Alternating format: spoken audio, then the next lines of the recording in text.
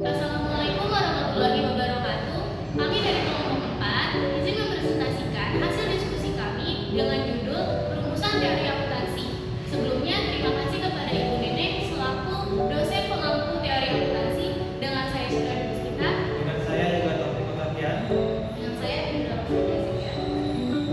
Ada beberapa fungsi teori akuntansi menurut Vernon Kam tahun 1986. Yang pertama, menjadi pemegang bagi lembaga penyusunan standar akuntansi dalam penyusunan standarnya. Kedua, memberikan kerangka rujukan untuk menyelesaikan masalah akuntansi dalam hal tidak adanya standar resmi. Ketiga, menentukan batas dalam hal melakukan adjustment dalam penyusunan laporan keuangan.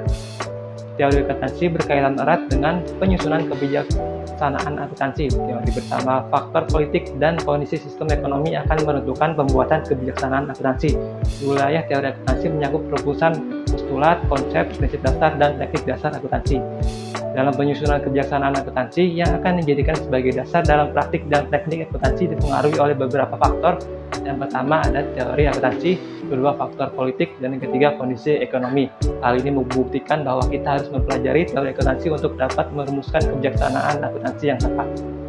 Perumusan teori. Metode perumusan teori dibagi menjadi 4 bagian, yaitu metode deskriptif, yaitu teori akuntansi yang mencoba menjawab pertanyaan apa, yang dimana dalam metode ini akuntansi dianggap sebagai seni yang tidak dapat dirumuskan, dan karenanya metode perumusan teori akuntansi harus bersifat menjelaskan atau deskriptif.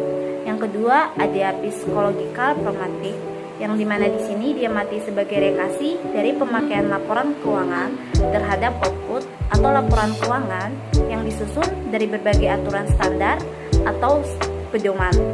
Yang ketiga itu ada metode normatif, yaitu akuntansi mencoba menjawab apa yang semestinya, yang dimana di sini akuntansi dianggap sebagai norma peraturan yang harus diikuti, tidak peduli apakah berlaku atau dipraktikannya sekarang atau tidak.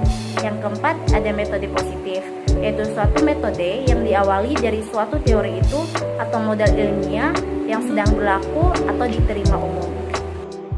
Perumusan teori. Pendekatan perumusan teori dibagi menjadi 3 bagian.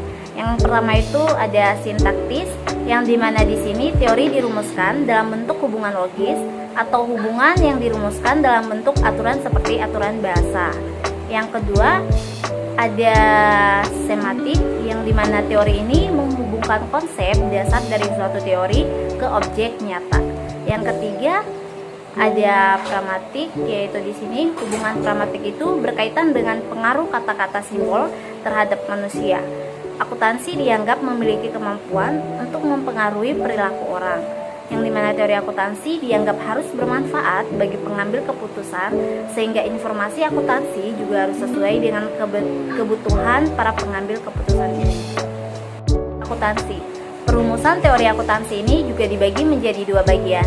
Yang pertama itu ada pendekatan informal yang dibagi dalam 2 bagian, pragmatis, praktis, non-teoritis, dan 2 otoriter. Yang kedua itu pendekatan teoritis yang dibagi dalam 6 bagian. Yang pertama itu ada deduktif, induktif, etik, sosiologis, ekonomi, dan yang pertama ada pendekatan pragmatis, praktis, dan teoritis. Nah, apa sih itu? Nah, dalam metode ini teori akuntansi berdasarkan pada praktik di lapangan. Lalu pendekatan yang kedua yaitu ada pendekatan otoriter.